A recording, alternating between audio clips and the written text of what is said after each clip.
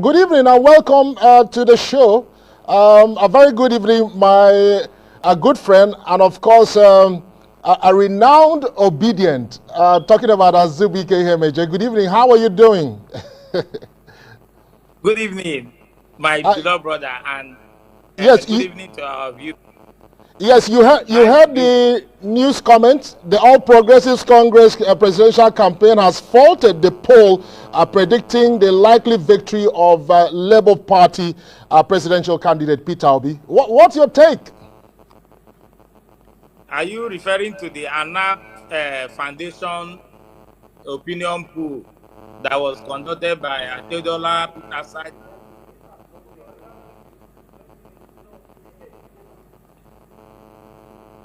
Hello, can you hear Hello. me?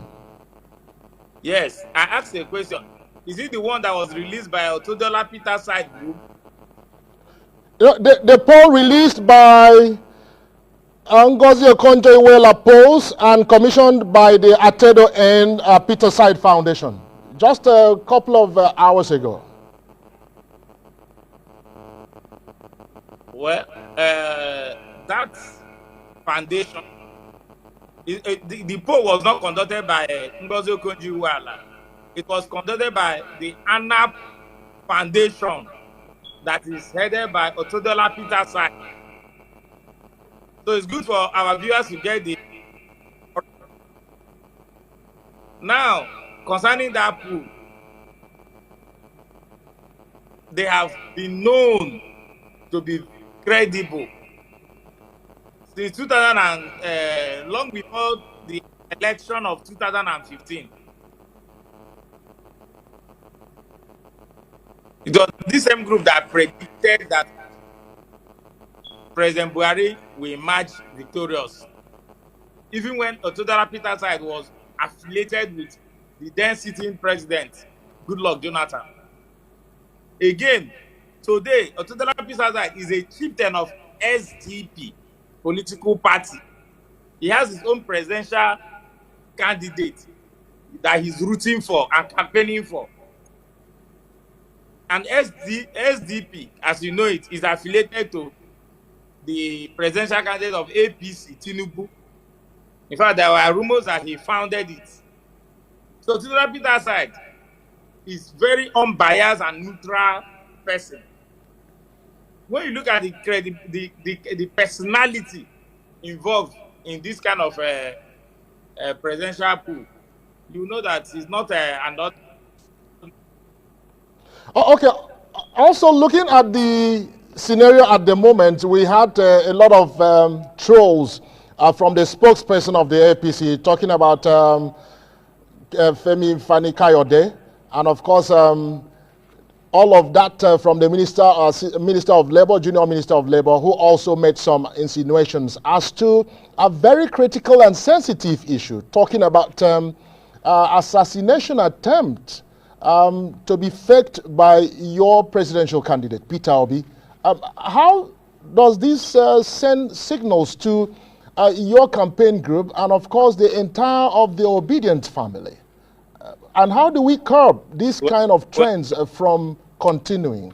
Looking at it, that well, 2023 election is a very delicate and serious matter holding grounds for us. it's unfortunate that someone like Jesus Kayamo will insinuate that a frontline presidential candidate like Peter Obi will fake his own assassination attempt or assassination.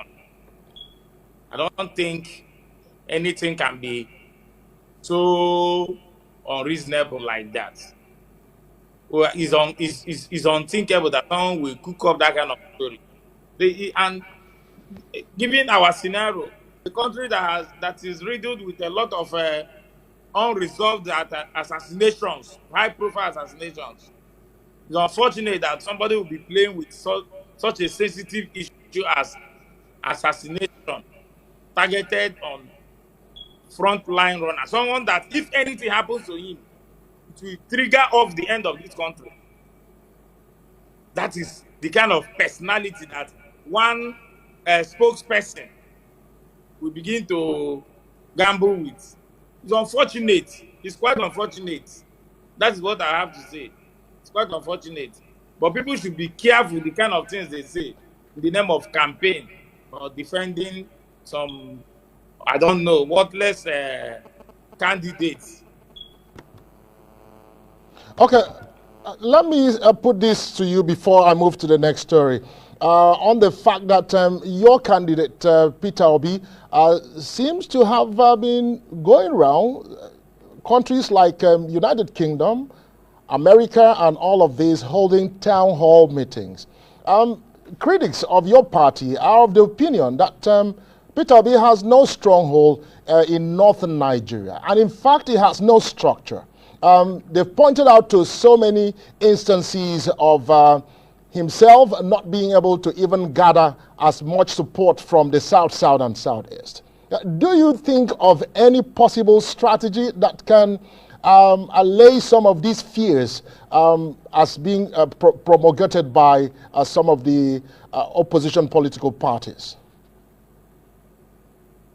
Well, on the issue of he has no structure, that P2B has no structure, that one is no longer a news.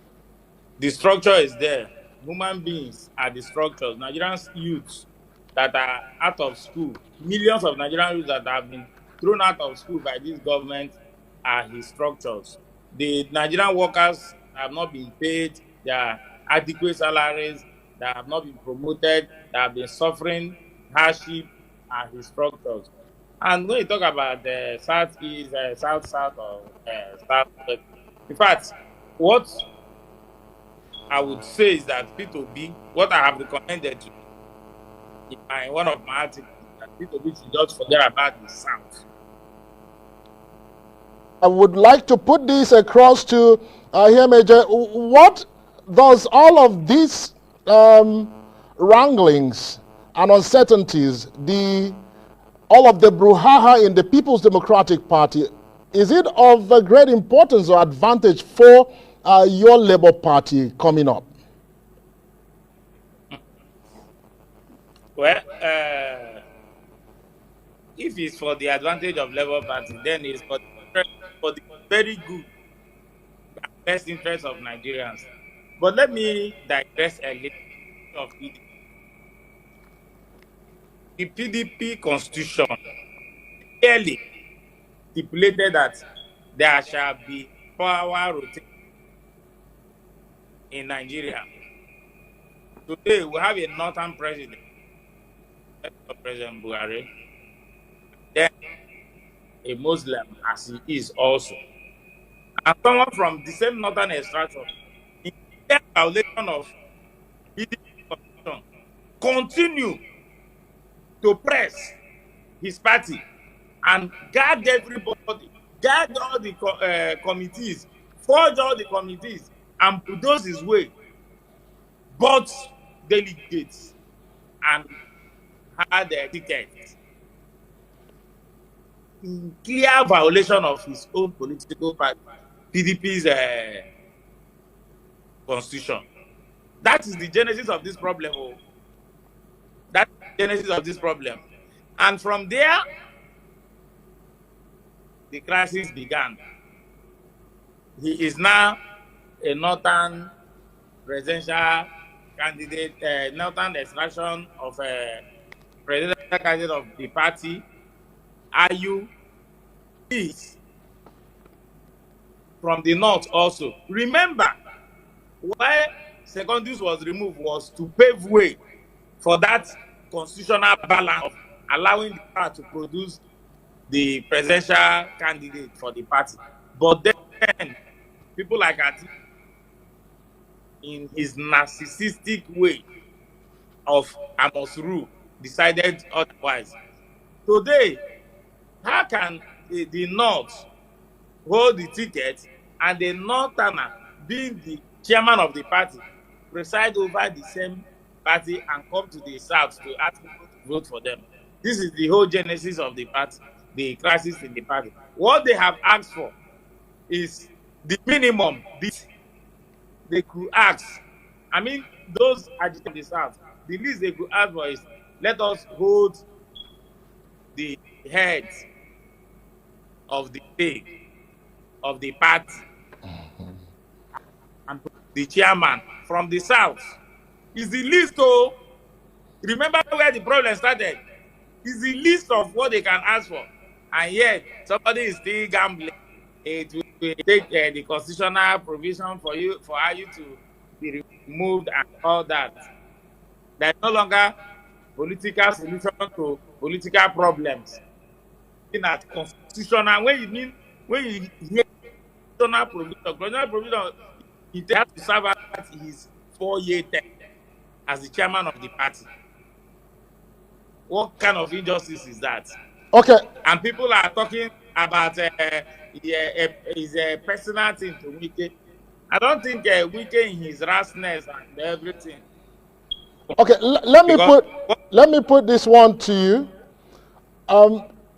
We are still expecting to have it in the news.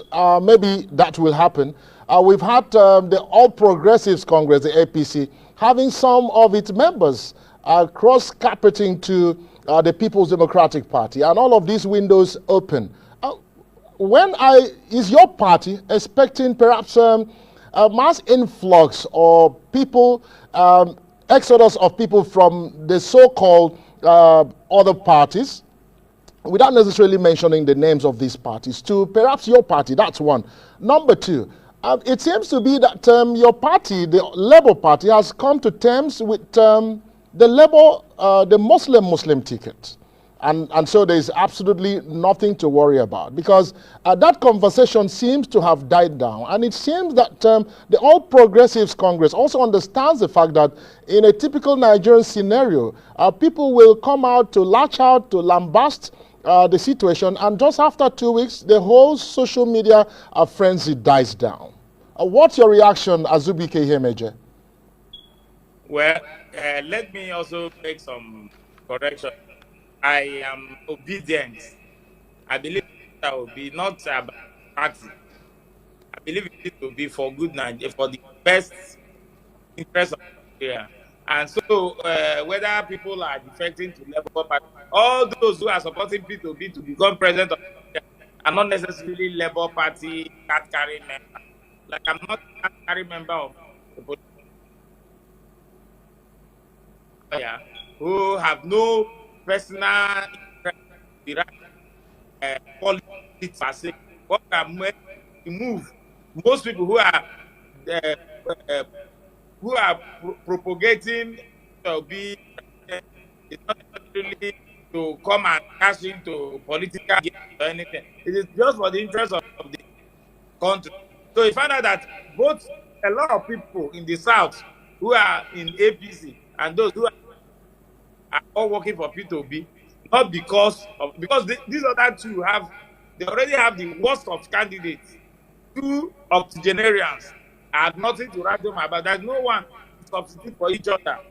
So what we are doing, when you look at P2B, you don't need anybody to defect. Everybody has already defected everybody have already defected. They will be in their party, but in their heart, they've defected to P2B. During the election, that's when you will know. Then about the Muslim and Muslim ticket, you might not be hearing the noise like as it were that first time, but then put the speed there, it has not healed though. We cannot continue to cry over the voting. Nigeria will express their rejection of that obnoxious Muslim ticket. So you cannot continue to be making it a subject of discussion every day. We'll keep it in.